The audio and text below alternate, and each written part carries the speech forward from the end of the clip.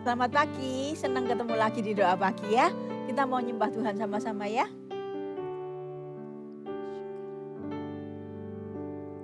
Mari kita datang ke hadapan Tuhan. Kita bawa hati kita bawa penyembahan kita yang terbaik di hadapan Tuhan. Saat ku masuk ke hadirat-Mu, bawa persembahan ke tempat kudus-Mu. Pujian ku naikkan, sembahku berikan bagimu Allah yang mulia.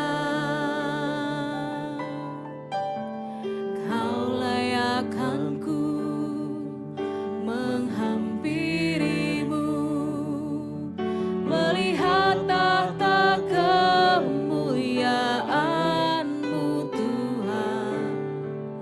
Pujian ku naikkan,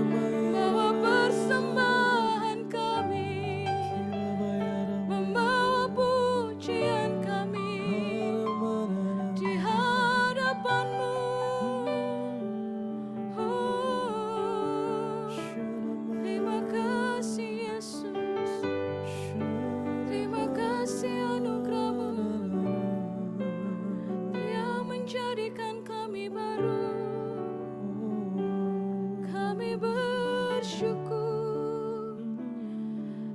Haleluya. Shakaramaya Ramaya,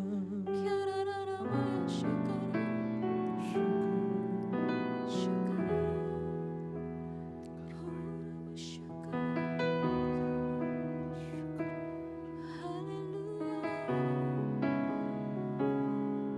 Kami bersyukur. Ya Roh Kudus, Kau hadir. Roh Kudus, lawatlah hadirat-Mu, penuhiku waktu ku datang untuk menyembah-Mu. Ya Roh Kudus, Kau hadir. Roh Kudus, lawatlah hadirat-Mu, penuhiku waktu ku datang untuk menyembah-Mu. Ya Roh Kudus, Kau hadir. Roh Kudus, lawatlah hadirat-Mu, penuhiku waktu ku datang untuk menyembah-Mu. Ku sembah Kau, Yesus, ku sembah Kau. Segenap hatiku dan kekuatanku, ku rindu menyembah-Mu, Yesus, ku sembah Kau, ku sembah Kau, Yesus, ku sembah Kau. Segenap hatiku dan kekuatanku, ku rindu menyembah-Mu, Yesus. Segenap hatiku dan kekuatanku, ku rindu menyembah-Mu, Yesus. Segenap hatiku dan kekuatanku, ku rindu menyembah-Mu, Yesus.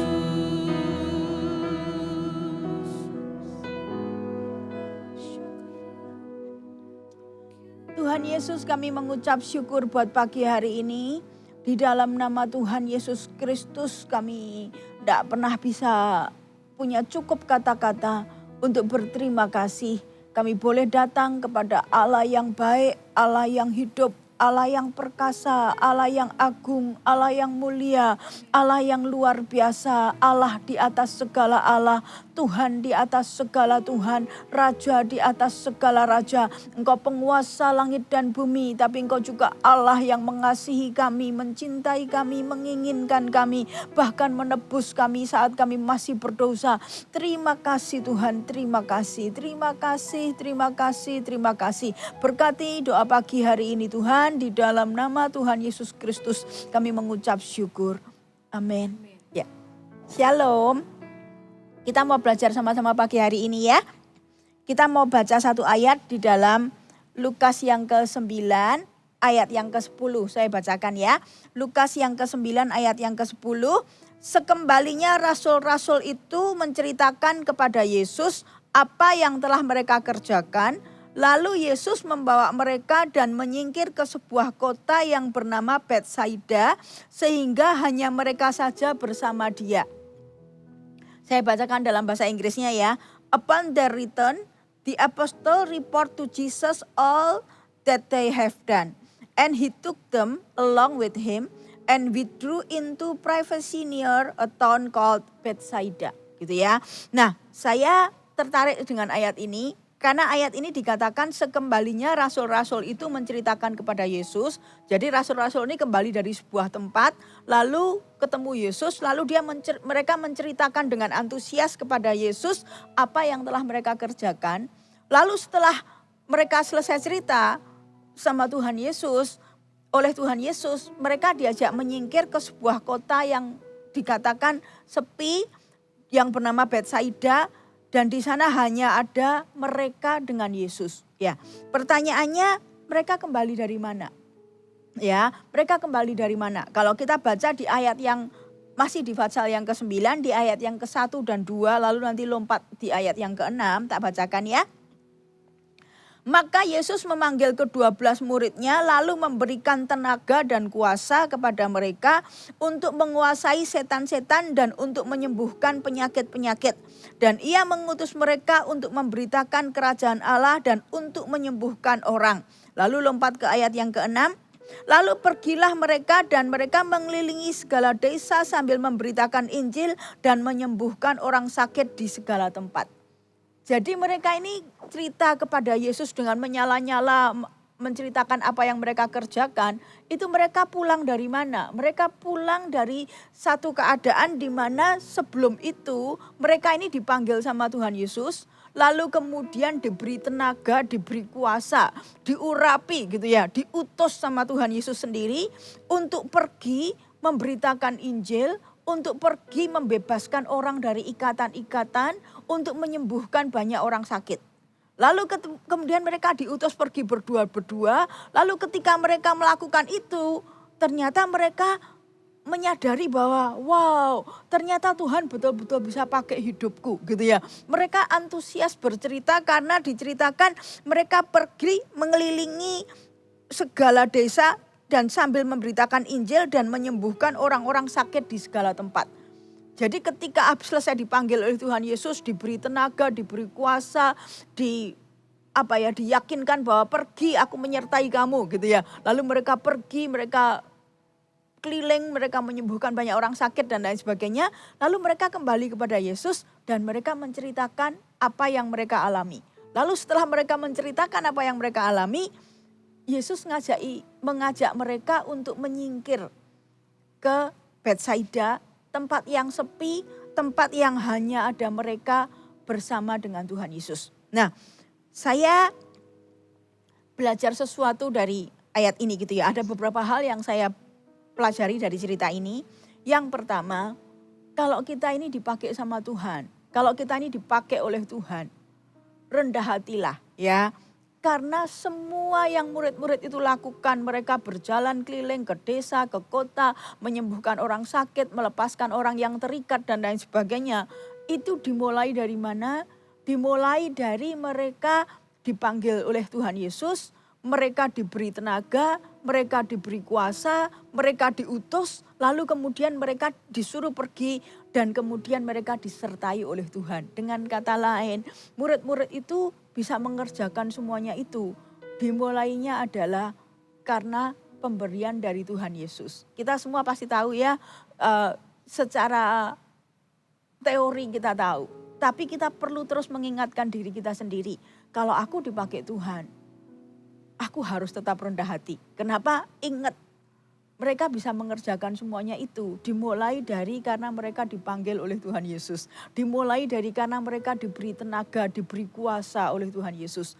Tanpa Tuhan Yesus, tanpa Tuhan menyertai, mereka tidak bisa apa-apa. Gitu ya. Jadi rendah hatilah. Pelajaran yang saya terima adalah rendah hatilah. Kalau kita dipakai oleh Tuhan, ingat semuanya karena Tuhan. Gitu ya.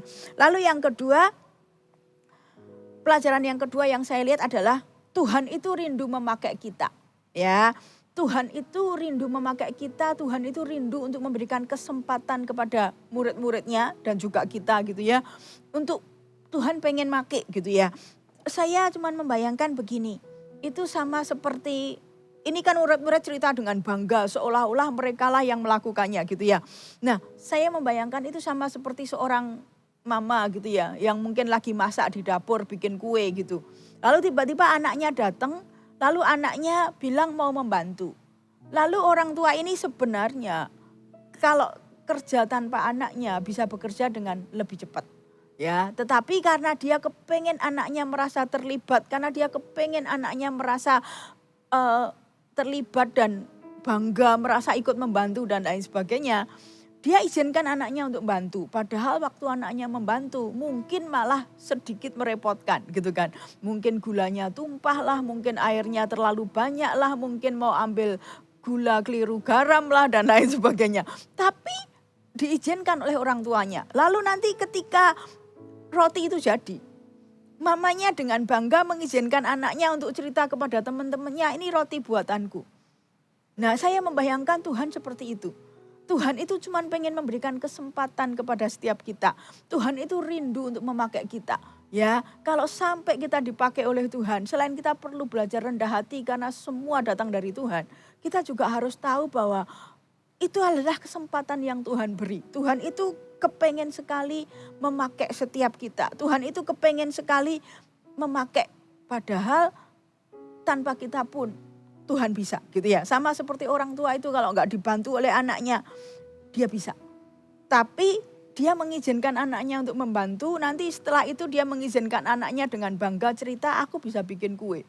Sebenarnya kue itu adalah buatan mamanya. Ya, seperti itu. Lalu berikutnya lagi, saya belajar dari ayat ini.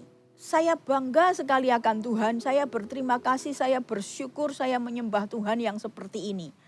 Dari ayat ini saya belajar, Tuhan Allah itu Allah yang peduli sama setiap kita, dia itu sangat peduli kepada kita, lalu dia tidak memanfaatkan kita. Ya, saya membayangkan ya, saya mengimajinasikan skenario dari ayat ini. Tuhan Yesus kan mengutus mereka, lalu mereka pergi menyembuhkan orang sakit dan lain sebagainya. Lalu mereka pulang dengan kondisi yang menyala-nyala, mereka pulang dengan kondisi yang berapi-api, mereka sedang cerita dengan semangat kepada Tuhan bahwa mereka menyembuhkan banyak orang sakit. Oh, ternyata aku menyembuhkan sekian orang sakit. Oh, ternyata tadi ada orang yang lumpuh bisa berjalan ketika aku doakan. Oh, tadi ternyata ada orang yang bisu bisa berbicara dan lain sebagainya. Mereka sedang cerita, sedang bersemangat gitu ya. Saya membayangkan kalau Tuhan itu Allah yang hanya pengen memanfaatkan murid-muridnya. Mumpung mereka berapi-api, mumpung mereka menyala-nyala, seharusnya skenarionya adalah mereka akan diutus untuk pergi ke tempat yang lebih ramai. Mereka akan diutus ke tempat yang lebih banyak orang sakit. Mereka akan diutus ke tempat yang lebih banyak orang bisa mendengar berita Injil. Kalau Tuhan hanya memanfaatkan mereka, mumpung mereka lagi menyala-nyala, akan langsung segera diutus untuk pergi ke tempat yang lebih besar, yang lebih ramai, yang lebih banyak orang dan lain sebagainya. Tapi enggak. Setelah mereka selesai cerita, sama Tuhan mereka diajak pergi untuk menyingkir, menyepi ke sebuah tempat yang sepi, yang dikatakan tidak ada yang lain kecuali Yesus bersama dengan mereka. Di sana saya belajar bahwa Tuhan ini Allah yang peduli ya. Dia itu bukan Tuhan yang memanfaatkan. Bukan Tuhan yang hanya mau tenaga murid-muridnya. Bukan Tuhan yang hanya mau cari untung. Pokoknya mumpung kamu lagi berapi-api, enggak apa-apa. Pergi lagi. Kamu istirahat atau enggak terserah. Kamu burn out terserah. Kamu kelelahan terserah. Kamu sudah makan atau belum terserah, pokoknya mumpung kamu lagi semangat diutus lagi ke tempat yang lebih besar. Tapi enggak, Tuhan bukan Tuhan yang seperti itu. Tuhan ini peduli kepada murid-muridnya.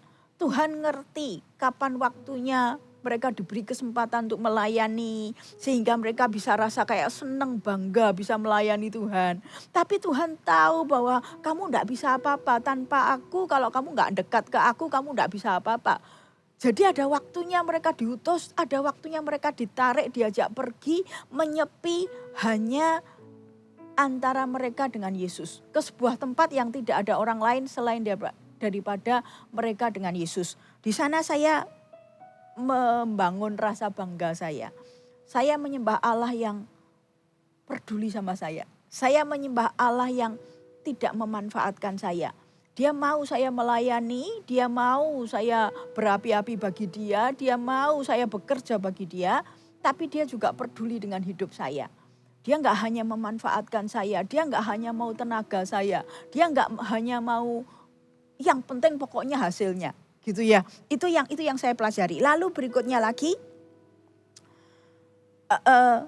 saya belajar murid-muridnya ini diinginkan oleh Tuhan Yesus. Jadi Tuhan itu bukan hanya menginginkan hasil, tapi dia menginginkan murid-muridnya lebih daripada menginginkan sebuah hasil. Sekali lagi, kalau orientasinya Tuhan Yesus adalah hasil, dia tidak akan narik murid-muridnya untuk pergi menyepi. Karena ini orang-orang yang sedang berapi-api, orang-orang yang sedang menyala-nyala, orang-orang yang sedang semangat-semangatnya gitu ya. Aku tadi nyembuhkan orang sakit begini-begini. Kalau mereka diutus untuk pergi lebih jauh pasti mereka mau. Tapi Tuhan itu Allah yang menginginkan murid-muridnya lebih dari sebuah hasil. Kalau Tuhan cuma cari hasil, mereka nggak diajak menyepi. Di sini saya bangga sekali. Sadarkah kita melayani Allah yang mengasihi kita lebih dari apa yang kita bisa hasilkan. Dia mengasihi saya lebih dari apa yang saya bisa perbuat. Dia mencintai saya lebih dari apa yang saya bisa persembahkan. Murid-murid seharusnya akan menghasilkan lebih banyak orang yang sembuh, lebih banyak orang yang mendengar berita Injil, andai mereka disuruh terus kerja. Ya, andai mereka tidak ada hentinya, habis dari satu kota lagi semangat-semangatnya langsung suruh pergi ke kota yang lain yang lebih besar dan lain sebagainya. Tapi Tuhan tidak seperti itu. Kenapa? Karena Tuhan bilang, kalaupun kamu tak ajak pergi menyepi, sepertinya berhenti sejenak, sepertinya hasil menurun, sepertinya ada waktu di mana kamu tidak menghasilkan apa-apa. Tapi bagi aku, meluangkan waktu berdua dengan kamu itu penting. Ya, saya merasa saya diinginkan oleh Tuhan. Saya bangga menyembah Allah yang seperti ini. Allah saya bukan Allah yang tidak peduli saya burn out, saya kekeringan, saya tidak punya waktu istirahat, saya tidak punya waktu untuk menjaga kesehatan saya dan lain sebagainya. Pokoknya kerja terus, yang penting hasilnya banyak. Tuhan kita bukan Tuhan yang seperti itu, gitu ya. Nah, dari sana saya belajar, saya bangga. Ya, saya merasa di dalam kegerakan, saya ada di Gereja Mawar Syaron ya. Di dalam kegerakan Gereja Mawar Syaron, kegerakan ini tidak akan semakin kecil. Saya percaya oleh anugerah Tuhan, kegerakan ini akan menjadi semakin besar. Tapi saya percaya Tuhan kepingin berbicara bahwa bagi Tuhan setiap nyawa, setiap jiwa itu berharga. Bukan hanya jiwa baru.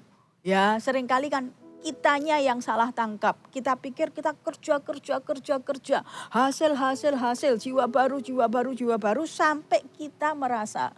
Orang-orang lama ada yang merasa bahwa aku sudah ditinggalkan sama Tuhan. Tuhan tidak peduli. Pokoknya kalau aku mau dikasihi Tuhan, aku harus kerja. Aku harus buktikan bahwa aku menghasilkan banyak dan lain sebagainya. Saya mau katakan enggak begitu. Kenapa? Karena setiap jiwa itu berharga di mata Tuhan. Setiap nyawa itu berharga di mata Tuhan. Jiwa baru berharga. Kenapa? Karena kalau jiwa-jiwa itu enggak dimenangkan, Tuhan enggak mau pengorbanannya di atas kayu salib sia-sia. Karena Tuhan mati di atas kayu salib untuk mereka yang hari ini belum mendengar berita Injil juga. Tuhan mati di atas kayu salib untuk mereka yang hari ini masih menolak Tuhan. Mereka perlu untuk dijangkau, mereka perlu untuk mendengar berita Injil. Ya, tapi harganya sama untuk mereka. Tuhan mati di atas kayu salib. Tapi untuk menyelamatkan kita yang hari ini sudah ada dalam kegerakan, untuk menyelamatkan kita yang hari ini sudah melayani bersama dengan Tuhan dan lain sebagainya, itu sama. Harga kita sama untuk mendapatkan saya, Tuhan juga berdarah-darah di atas kayu salib. Tuhan juga disalibkan demi saya. Ya, jadi setiap nyawa, setiap jiwa itu berharga di mata Tuhan. Bukan hanya jiwa baru, jiwa lama, jiwa baru. Tuhan mau mendapatkan kesegaran, mendapatkan kenikmatan untuk berdua dengan Tuhan, masuk dalam hadirat-Nya, menyembah Tuhan. Karena Tuhan menginginkan kita lebih daripada hasil. Ya, seperti itu. Saya merenungkan, sebagai penutup saya merenungkan begini. Saya berpikir ya, kenapa ya kok Tuhan itu rela untuk mengorbankan begitu banyak babi untuk menolong satu orang gitu kan ya. Orang yang kerasukan itu setan-setannya bilang, aku pindahkan aku ke dalam babi-babi itu. Lalu kemudian kan singkat ceritanya setan-setannya sama Tuhan dihardik, dipindahkan kepada babi-babi itu. Padahal itu kerugiannya nggak tahu sebanyak apa gitu ya. Babi itu mahal dan itu ada ratusan kalau nggak ribuan dan lain sebagainya gitu ya. Jadi di sana saya belajar. Kenapa kok Tuhan mengizinkan itu terjadi? Karena bagi Tuhan satu jiwa itu lebih berharga dari berapapun babi yang ada. Ya, Tuhan menghargai setiap jiwa sedemikian rupa. Lalu saya membayangkan lagi, Tuhan kan ngasih perumpamaan, dia meninggalkan 99 domba yang sedang digembalakan itu dia bawa 100, lalu 99-nya ditinggalkan demi apa? Ada satu yang tersesat. Nah, seringkali kita kan fokusnya di satu yang tersesat ini. Oh, Tuhan itu tinggalkan yang 99 demi cari satu yang sesat. Saya mikir, kenapa ya kok Tuhan tinggalkan yang 99? Ada dua pengertian yang saya dapat. Yang pertama, karena yang 99 tidak mau ikut mengerti isi hati Tuhannya, tidak mau ikut pergi nyari. Ya, yang 99 nyaman dan tidak mau ikut pergi mencari, tidak menganggap yang terhilang itu penting untuk dicari. Makanya yang 99 ditinggal sama Tuhan gitu kan. Lalu yang kedua, kenapa kok mereka ditinggalkan oleh Tuhan untuk pergi cari satu yang hilang? Karena yang 99 ini dalam kondisi baik-baik, tidak tersesat, sedang di padang pengembalaan, mungkin sedang makan rumput yang hijau dan lain sebagainya, sedang berbaring di dekat air yang tenang dan lain sebagainya, sama Tuhan ditinggal untuk mencari satu yang tersesat. Tapi saya membayangkan kalau di antara 99 itu ada yang tiba-tiba didatangi oleh beruang, mau diterkam oleh beruang, mau diterkam oleh singa dan lain sebagainya. Saya yakin Tuhan tidak tinggal diam. Saya yakin Tuhan akan belai yang 99 juga. Jadi setiap jiwa itu berharga. Bukan hanya jiwa baru. Setiap kita itu berharga. Ya, jiwa lama, jiwa baru, semua kita itu berharga di mata Tuhan. Yang 99 itu ditinggal karena selain karena mereka nggak mau ikut untuk cari, karena juga karena mereka tidak dalam kondisi tersesat. Mereka dalam kondisi baik-baik, sedang di padang penggembalaan, sedang makan rumput dan lain sebagainya. Ya, saya tidak tahu kenapa, tapi ini pesan yang saya dapat bahwa Tuhan mengasihi setiap kita. Saya berharap pesan yang saya sampaikan ini menyembuhkan banyak orang yang dalam kondisi kekeringan, banyak orang yang dalam kondisi sudah tidak pernah punya waktu tersendiri bersama dengan Tuhan. Karena pikirannya kerja, melayani. Tuhan mau ya kita bekerja bagi dia tapi kita harus tahu bahwa Tuhan juga menginginkan kita. Tuhan tidak minta hasil saja, tapi Tuhan yang disayangi Tuhan, yang diinginkan Tuhan adalah kitanya. Ya, di antara semua yang Tuhan sayangi, waktu dia melihat sayanya. Soal nanti dia menolong, mengurapi, memberkati, lalu saya bisa menghasilkan sesuatu untuk kemuliaan nama Tuhan dan lain sebagainya. Itu urusan nanti, itu dalam daulatnya Tuhan. Ya, kalau Tuhan hanya mau memanfaatkan murid-muridnya, dia sudah ya waktunya habis. Kalau Tuhan hanya mau memanfaatkan murid-muridnya, dia akan utus murid-muridnya pergi lebih jauh. Tapi Tuhan tahu, Tuhan bilang, aku gak mau itu. Aku ngerti ada waktunya kamu kuutus, ada waktunya kamu kutarik dekat. Aku tahu kamu juga berharga bagiku. Waktu-waktu di mana kita hanya bisa berdua, itu nggak bisa digantikan dengan hasil. Kalau kamu kehilangan waktu berdua dengan aku, lalu dengan alasan karena aku sedang sibuk mencari jiwa, Tuhan bilang, lo yang kuinginkan bukan itu. Ya, saya enggak tahu tapi saya kepengen melalui pagi hari ini. Tuhan membangkitkan kembali perasaan bangga, perasaan bahagia, perasaan bersuka cita. Kita ini menyembah Allah yang baik. Dia tidak pernah memanfaatkan kita. Dia tidak pernah hanya mau tenaga kita. Dia tidak pernah hanya mau apa yang bisa kita hasilkan. Tapi yang dia mau adalah kita. Yang Tuhan mau adalah murid-muridnya. Ya, ditarik dekat, menyepi. Walaupun untuk itu. Mungkin untuk sesaat mereka tidak menghasilkan apa-apa. Oke, itu yang saya pelajari. Kita nyembah Tuhan sama-sama yuk.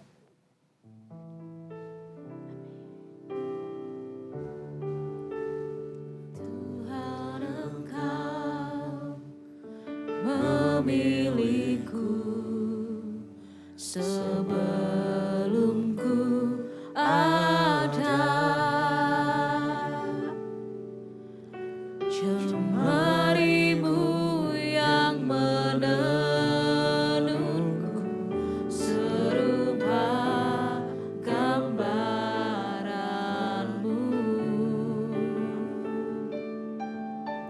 Sebelum ku mengenalmu,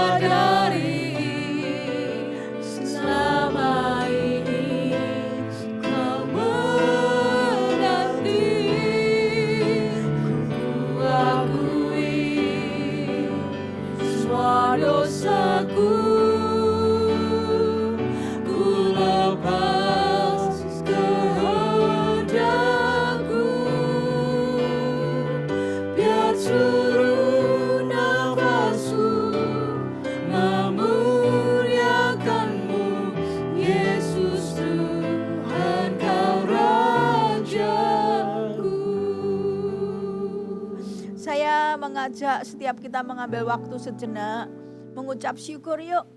Tidak peduli berapa lama pun kau sudah menjadi orang Kristen, tidak peduli berapa lama pun kau sudah ikut Tuhan. Setiap kita mengambil waktu untuk berterima kasih. Terima kasih aku punya Tuhan yang tidak hanya mau tenagaku. Terima kasih aku punya Tuhan yang cinta kepadaku. Terima kasih aku punya Tuhan yang mati berdarah-darah untuk kesalahanku. Terima kasih kalau sejak dulu Engkau menunggu aku. Terima kasih Tuhan, terima kasih. Terima kasih kita mengambil waktu setiap kita, tidak peduli berapa lama Engkau sudah menjadi orang Kristen. Mengambil waktulah untuk bangga akan Allahmu. Kembali saya berdoa di dalam nama Yesus untuk orang-orang lama yang sudah jauh daripada Tuhan. Kau merasa kau sudah melayani, lalu kau mulai merasa bahwa aku cuma disuruh melayani, tapi enggak diperdulikan oleh Tuhan. Kalau engkau mulai punya pikiran-pikiran yang seperti itu, engkau sedang dalam kondisi tertipu. Dengar baik-baik, Tuhan mengasihimu, Tuhan menyayangimu, Tuhan mencintaimu, Tuhan menginginkanmu. Tuhan tidak minta tenagamu, Tuhan tidak minta hasil apapun. Itu semua dalam daulatnya Tuhan. Kalau Tuhan memakai tenagamu, kalau Tuhan memakai hidupmu, kalau Tuhan memakai waktu-waktu hidupmu, itu adalah anugerah. Tapi yang Tuhan inginkan, yang Tuhan mau, yang Tuhan rindukan adalah engkaunya, pribadimu. Saya berdoa di dalam nama Yesus, orang-orang yang dalam kondisi kelelahan, orang-orang yang dalam kondisi burnout, orang-orang yang dalam kondisi kehilangan arah, kehilangan visi, merasa hanya kerja, melayani, tapi mereka mulai kehilangan gairah untuk mendekat kepada Tuhan. Mereka mulai merasa bahwa yang Tuhan mau adalah jiwa-jiwa, dan aku tidak terlalu penting, yang penting pokoknya aku kerja, yang penting pokoknya aku menghasilkan jiwa-jiwa baru bagi Tuhan. Aku berdoa Tuhan, hari ini terjadi banyak kesembuhan di dalam nama Yesus Kristus. Tuhan, aku melepaskan kuasa kesembuhan di dalam nama Yesus. Orang-orang yang burnout kembali berapi-api dan menyala-nyala. Sadarilah bahwa Tuhan menginginkanmu, sadarilah bahwa Tuhan mengasihimu, sadarilah bahwa Tuhan tidak minta hasil, tapi Tuhan minta dirimu. Tuhan tidak menginginkan hasil lebih dari menginginkan engkau. Di dalam nama Yesus, Tuhan, aku juga berdoa di dalam nama Yesus untuk jiwa-jiwa baru yang hari ini mendengar. Aku berdoa di dalam nama Yesus, biar mereka tidak berlama-lama menyia-nyiakan hidupnya mengembara seperti domba yang hilang, tetapi mereka memberikan diri dan kembali kepadamu. Tuhan, dalam nama Yesus, kami mengenal satu Allah yang baik, kami mengenal satu Allah yang setia, kami mengenal satu Allah yang menginginkan hidup kami. Kami mengenal satu Allah yang menginginkan kami. Di dalam nama Yesus Kristus Tuhan, satu-satunya Allah yang ketika Engkau berkata Engkau mengasihi, Engkau mengasihi. Ketika Engkau berkata Engkau menginginkan kami, Engkau menginginkan kami. Engkau Allah yang tidak pernah punya motivasi apapun di balik itu. Semua yang Engkau mau adalah menyelamatkan kami. Semua yang Engkau mau adalah mengasihi kami. Semua yang Engkau mau adalah mencintai kami. Semua yang Engkau mau adalah mengangkat hidup kami. Semua yang Kau mau adalah memulihkan hidup kami. Tuhan, aku berdoa di dalam nama Yesus, di dalam nama Yesus Kristus Tuhan. Aku berdoa dengan segenap hati di dalam nama Yesus. Bangkit di dalam nama Yesus. Jiwa-jiwa lama, jiwa-jiwa baru, orang-orang yang baru mengenal Tuhan, maupun orang-orang yang sudah lama di dalam Tuhan, semuanya dibangkitkan Tuhan di dalam nama Yesus. Tidak ada yang gugur, tidak ada yang tertipu, tidak ada yang lelah, tidak ada yang burnout di dalam nama Yesus. Aku berdoa dalam nama Yesus, di dalam nama Yesus Kristus Tuhan. Aku melepaskan berkat-Mu. Setiap kami berharga di mata Tuhan. Setiap kami diinginkan oleh Tuhan. Setiap kami dirindukan oleh Tuhan. Biar kami menyembah Engkau dengan segenap hati kami. Terima kasih kalau kami boleh melayani, itu anugerah. Kalau kami boleh dipakai, itu kemurahan Tuhan. Engkau mengasihi kami. Saya berdoa sungguh-sungguh, biar pagi hari ini semua kami menyadari Engkau mengasihi kami Tuhan. Siapapun kami, berapa lama pun kami sudah menjadi orang Kristen, biar api itu tetap menyala di hati kami. Terima kasih. Di dalam nama Yesus kami mengucap syukur, kami berterima kasih buat pagi hari ini. Berkati setiap kami. Terima kasih Tuhan. Amin. Sampai berjumpa di doa pagi berikutnya. Tuhan Yesus memberkati.